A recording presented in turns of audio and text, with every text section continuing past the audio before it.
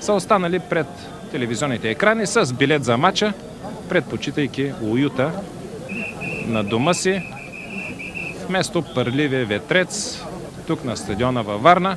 Гостите дойдоха за да водят едноседмична подготовка, разчитайки преди всичко на доброто време, което Варна има през този сезон, но се оказа, че утре си отиват и единствената причина е студеното време. Атака на Фьолер към Карл Хайнц. Румениге изпреварен от номер 6. Това е Штилике. Една добра атака по десния фланг, където бе преодолян Петров. Една образцова контратака. Ето вижте. И Штилике от дълбочина. Штилике играчът на Реал Мадрид. Засече топката неспасяемо, непокрит от нашите бранители. В никакъв където ето по този начин се разиграваха на къси комбинации. Штилике, Шустер. Беше интересно и вчера. Надявам се да бъде интересно и днес. Добър пробив на Искренов. Чудесно върна топката. Лошо разположение на нашите играчи. 3 на 7-8 квадратни метра. Един до друг, един за друг. Не се разполага шахматно пред тези атаки, както беше пред нашата врата. Сега Румениге, капитанът, един от най-големите играчи на нашето време. Греда. Шанс пропусна. Искренов чудесно сети се, пропусна топката триково зад себе си, за да влезе Садъков. Може би трябва да стреля. И това решение е чудесно, великолепно би казал решение на Садъков. Вълов. За първото полувреме ви казах, че през вторите 20 на минути нашите заиграха по-организирано, с по-интересни атаки, с повече идеи от средата на терена, но могат да се разиграят още. Гочев, който сега чудесно изведе Стойчо Младенов и великолепно му върна топката. Прощавайте, беше Господинов.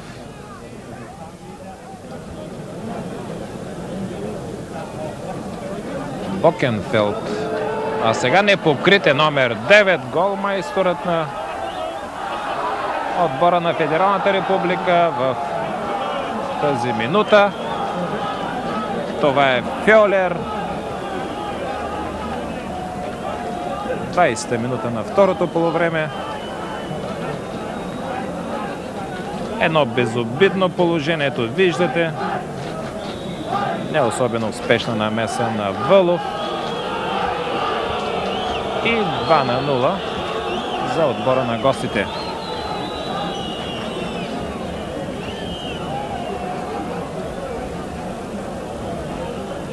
Това е опитният съперник. Знае кога, в кои минути, дори когато бъде притиснат, да оползотвори максимално и най-малкият шанс.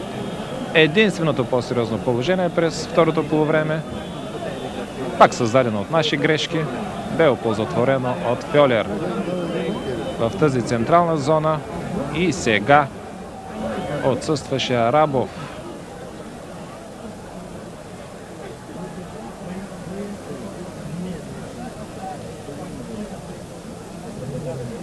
Искренов, Шустер. Поразигра се Шустер, лошо спря топката Георги Димитров. И пак Фьолер изостри атаката с пас към Фьолер, но добре се намеси Георги Димитров. Ераносян.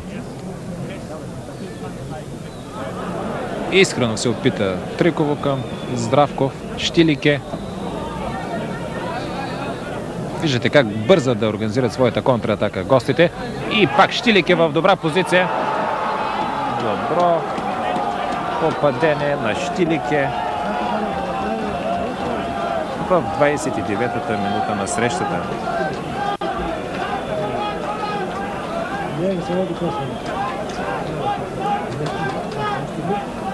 Струва си да видим и втори и трети път тази.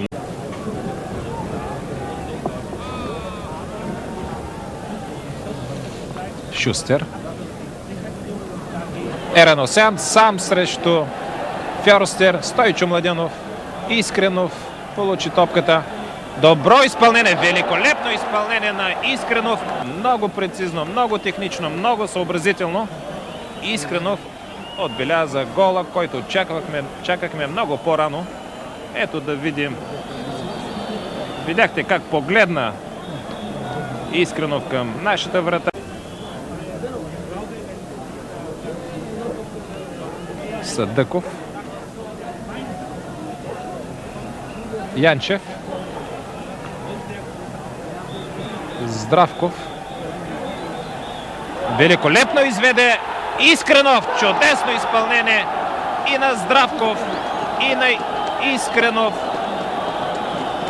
Браво, момчета! Умеете да плетете интересни комбинации. Не бива да се плашите от съперника. От такъв съперник няма какво да се губи. Ето, виждате, наистина едно много майсторско изпълнение. Ще повторя не само на Искренов, но и на Здравков. Нашият конструктор, който единствен в този матч създава голови възможности за партньорите си.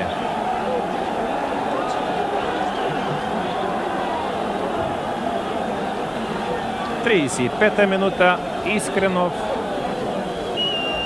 3-2. Несъмнено по-интересни са вторите 45 минути. Не само защото виждаме и повече голове, а защото има много майсторски изпълнения. И на Щилике гола беше хубав, а нашите два, може би защото са си наши, още по-хубави.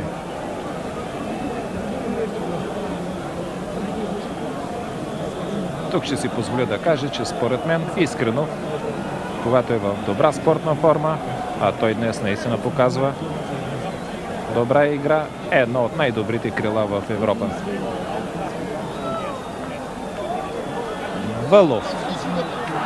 Много технично поведе топката Стойчо Младенов. Искренов. Авантаж Петров. Искренов. Ще се поразтичат гостите. Сега нашите трябва да ги понатискат. Бреме. Петров.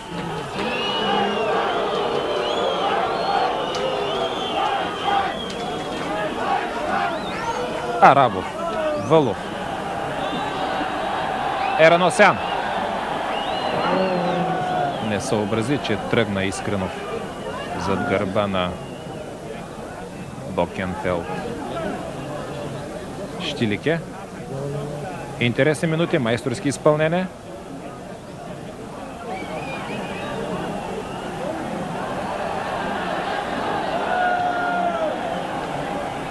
Арабов към Петров.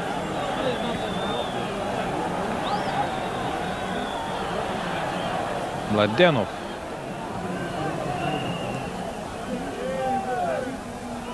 Янчев. Георги Димитров. Арабов. Надясно е свободен Коев. Да, браво, Арабов.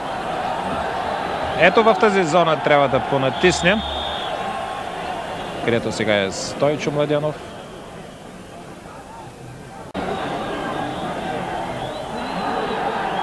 Искренов. А сега той изведе в много добра позиция. Излезе Съдъков. Добре се втурна Съдъков. Стреля на време според мен. Но както и той показва... Впрочем, Георги Димитров, прощавайте, Георги Димитров се включил дълбочина.